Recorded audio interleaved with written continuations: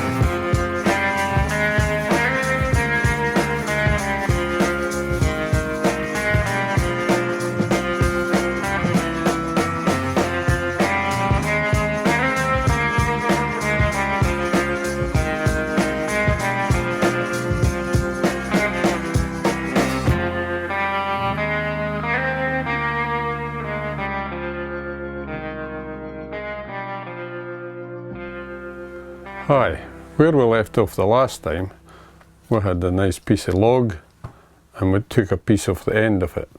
This is the piece we took off the end and we stuffed it with shavings. Discard that, no wanted. And the shavings for allowing it to dry out. The piece is now dried out, so we have to decide on what we're going to do with it. Has it got enough character in its own right, or would we want to embellish it?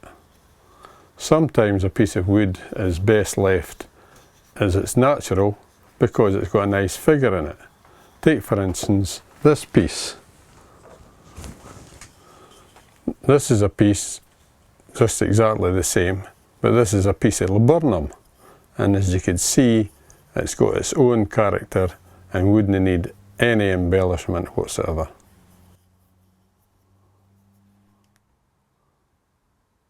These wee branch pots can be beautiful in their own right with their own figuring and detail. This piece here is a piece of laburnum which wouldn't need any carving enhancements or embellishments. It's a nice piece of wood. This is a piece of rowan which has been left plain.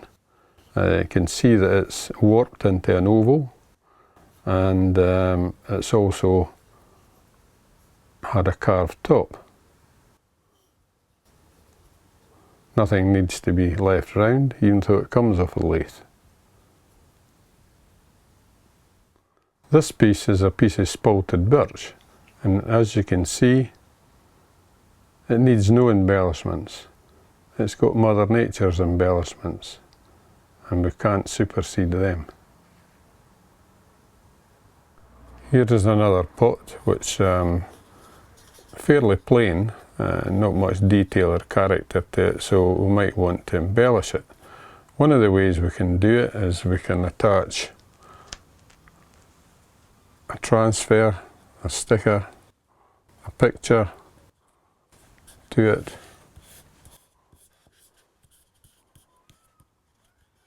In this case, it's a prehistoric horse.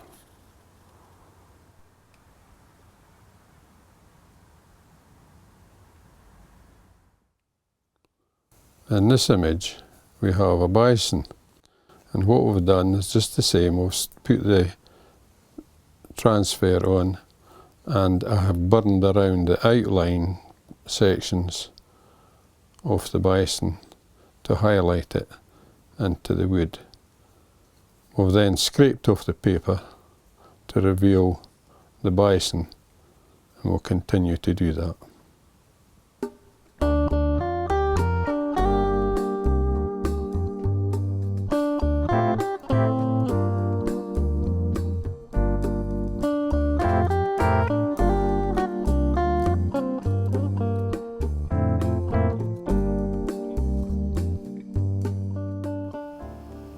Having removed the paper and we've got the outline burned in, we'll now just do a bit of highlighting and shading.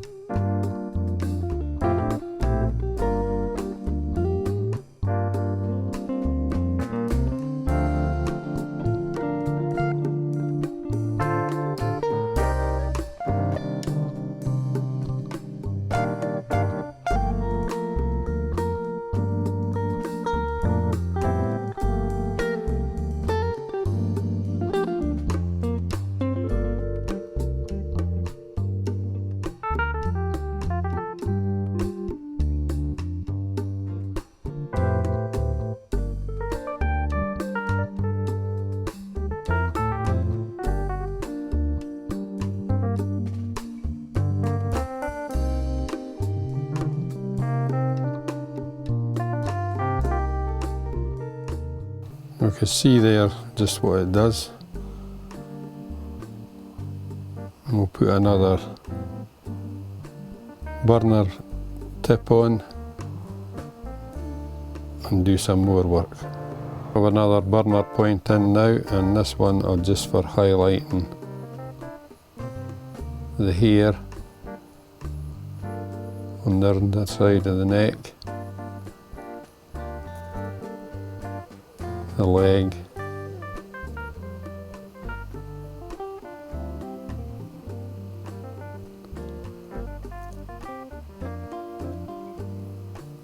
and the face.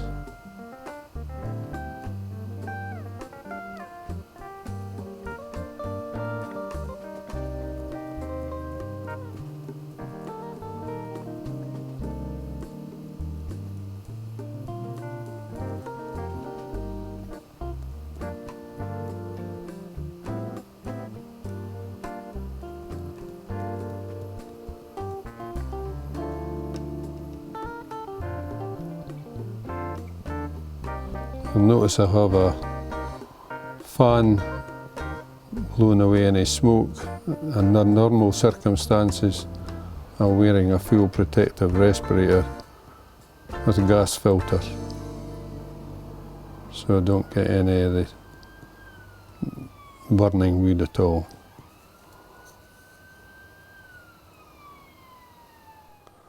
This is a bison from cave art drawing in France some 65,000 years ago. As you can see here, we're using yet again a different burner. This one is for doing a basket weave pattern. The main exponent that we've seen doing this type of work is Molly Winton, and she has YouTube videos which shows how to make the burners.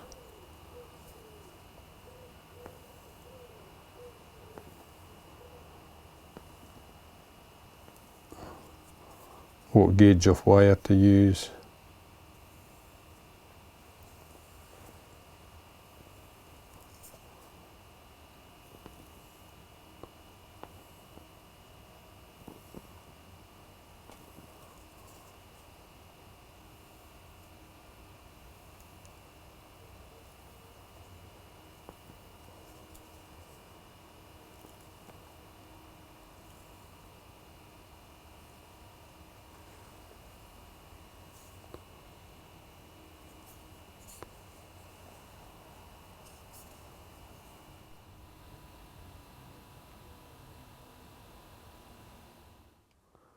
Another method I use to decorate the small branch pots is to use this material. This is from Modern Masters, and it's a iron paint effect in this case. You also get copper effect. What you do is you paint it on, allow it to dry, and put another coat on, and while that coat is wet, you add the activator, and it rusts, effectively rusts wood. So what we'll have is bare clean wood and sanded to 400, and we apply the, in this case, Modern Masters iron.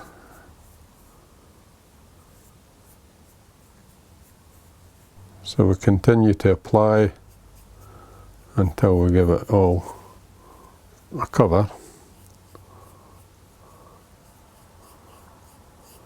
Don't need to be too particular, as long as you've got it all covered. It doesn't matter if it's a bit thicker in some areas, as long as we have a good coating on it. Ideally you would leave this coating for to dry for 24 hours, apply a second coat, and perhaps even a third, depending on how deep the texture of the rusting effect that you want to make. That's it, you would set it aside.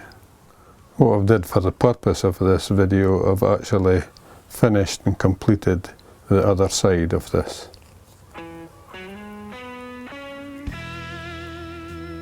And that's the sort of effect that you can get. It's purely random, and everyone will be different.